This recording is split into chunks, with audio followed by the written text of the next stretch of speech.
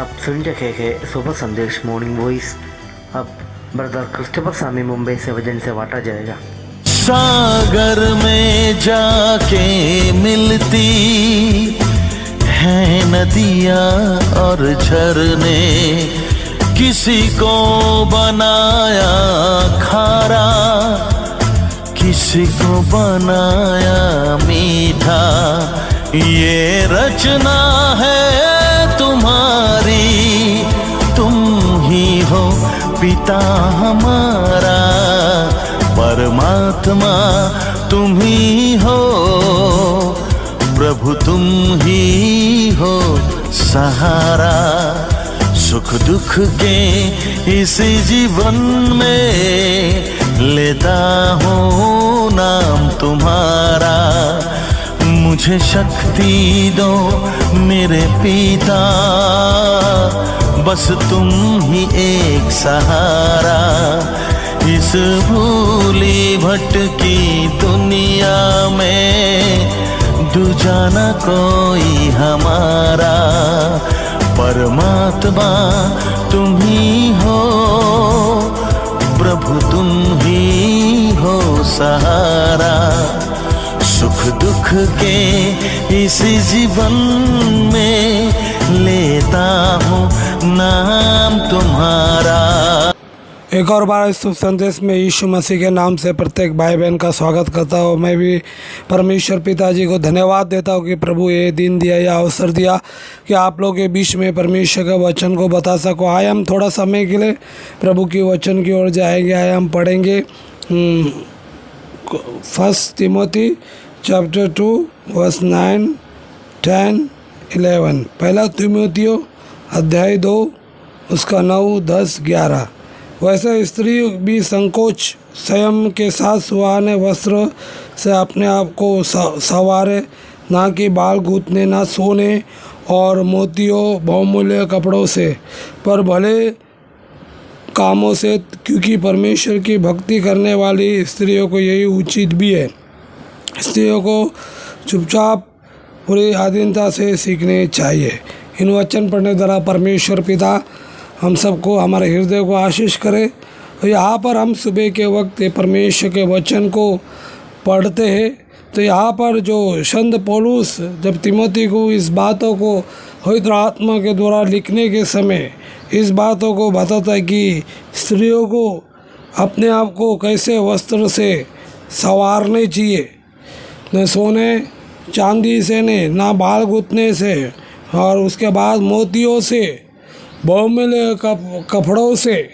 मगर वहाँ पर हम देखते हैं कि स्त्रियों को कैसा होना ही चाहिए, पर भले कामों से वे भलाई करने वाली होनी चाहिए।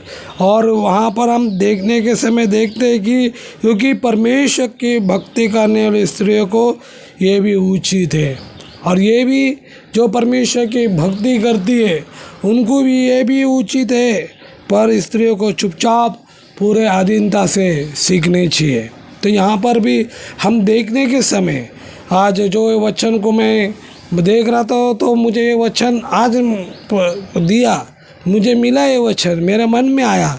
तो ये वचन को मैं आपको बताना चाहता हूँ कि यहाँ पर संत पौलुस जो ये लिखा है, ये पवित्र आत्मा के द्वारा लिखा है।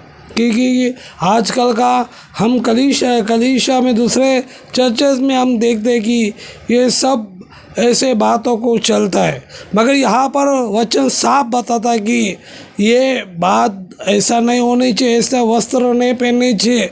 जब परमेश्वर ने आदम और हवा को हम देखते हैं कि उनको भी वस्त्र पहनाया, और परमेश्वर का वचन बता कि स्त्री का वस्त्र पुरुष ने पहने, पुरुष का वस्त्र स्त्री ने पहने, जो परमेश्वर से घृणा करता है।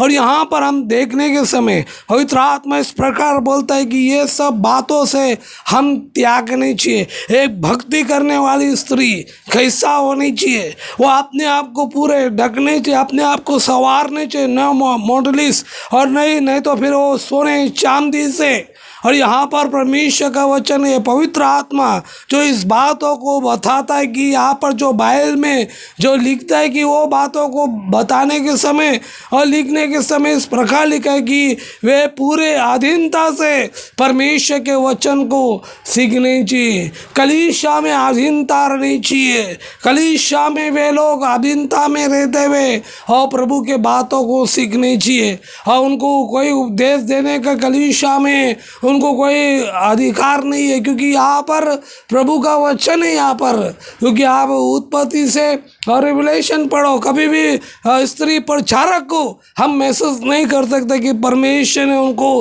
प्रचार करने के लिए अनुमति दिया है। न कई स्त्री थी जो यीशु मसीह इस दुनिया में था और अपने धन संपत्ति के द्वारा प्रभु के कार्य सेवा में वे लोग मदद करते थे। मगर यहाँ पर जब लिखने के समय परमेश्वर का दास संत पौलुस इस प्रकार बताता है कि वे ये बातों को त्यागने चाहिए, ये बातों को त्यागने चाहिए, क्योंकि हम विश्वासी है। एक विश्वासी और अविश्वासी में क्या फ़र्क? परमेश्वर बोलता है अलग हो जाओ उन लोग से। पहला हम उसमें था तो ऐसा जीवन को जीता था, हम ऐसे वस्त्र को पहनता था, मगर जब हम प्रभु में आए एक नया सृष्टि हो गया, पुराने बातें बीत गए। गॉड का वचन है और ये बातों को हम परमेश्वर के वचन को हम लोग समान करने चाहिए, उसके वचन को आदर देने चाहिए। तो यहाँ पर हम देखते हैं कि एक स्त्री जो कैसा होनी चाहिए, एक स्त्री परमेश्वर का भक्ति करने वाली के बारे में लिखा है, वे पूरे अधीनता से सीखने चाहिए। स्त्री का जो बड़ा रोल है, जो बड़ा जिम्मेदारी गॉड ने दिया है, अपने परिवार को, बच्चे को संभालने का गॉड का जिम्मेदारी है, परमेश्वर ने दिया है। तो यहाँ पर भी वो कैसा होने चाहिए कि परमेश्वर के अधीनता में रहने चाहिए, वे सीखने चाहिए और वो परमेश्वर के अधीनता में रहने चाहिए। स्त्री परमेश्वर के अधीनता में रहनी चाहिए। और वहाँ पर हम देखते हैं कि पहला प्रभु यीशु मसीह, उसके बाद पुरुष, उसके बाद स्त्री, ऐसा परमेश्वर का वचन को बताता है। और यहाँ पर हम देखने के समय यही बताता है कि वे अपने आप को ऐसे वस्त्र को नहीं संवारे, मोती सोने चांदी से। मगर कई लोग ये बातों को नहीं मानते,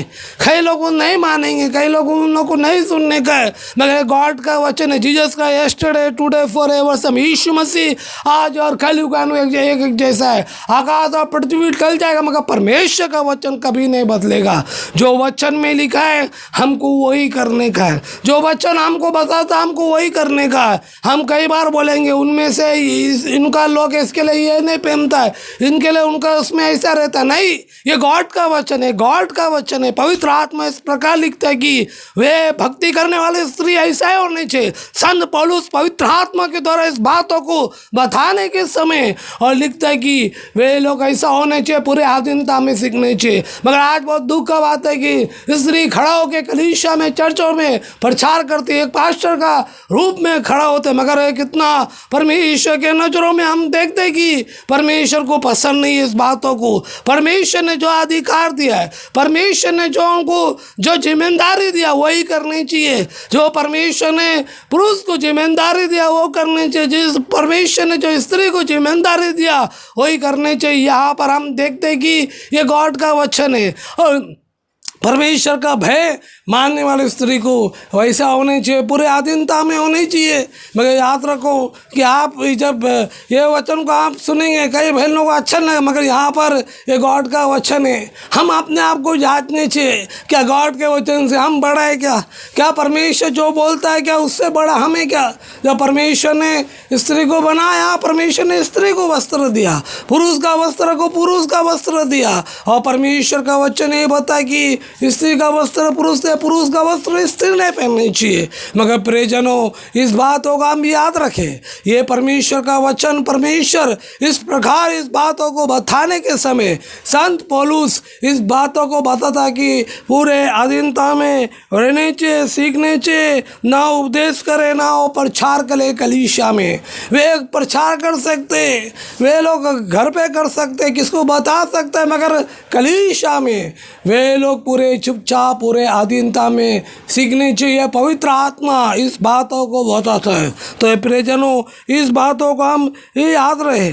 मगर आज हम देखते कि वो जो प्रचारक वो खड़ा हो गए कलीसिया में स्त्री प्रचारक, हम देखते हैं कि वो परमेश्वर के नज़रों में परमेश्वर देखने के समय वो परमेश्वर के नज़रों में वो ठीक नहीं है। क्योंकि हम जब बाइबल को पढ़ते हैं हम देखते हैं कि बाइबल में कभी भी स्त्री प्रचारक को हम महसूस नहीं करते कि खड़ा होकर प्रचार किया है। क्योंकि यहाँ पर प्रभु का वचन साफ बोलता हुए पूरे अधीनता से सीखनी चाहिए, पूरे अधीनता में रहनी चाहिए, ये गॉड का आज्ञा है। तो प्रभु करे वचन पढ़े जरा, सुने जरा। परमेश्वर पिता हम सबको आशीष करे, प्रभु के बड़े धन्य नाम की महिमा। आमीन।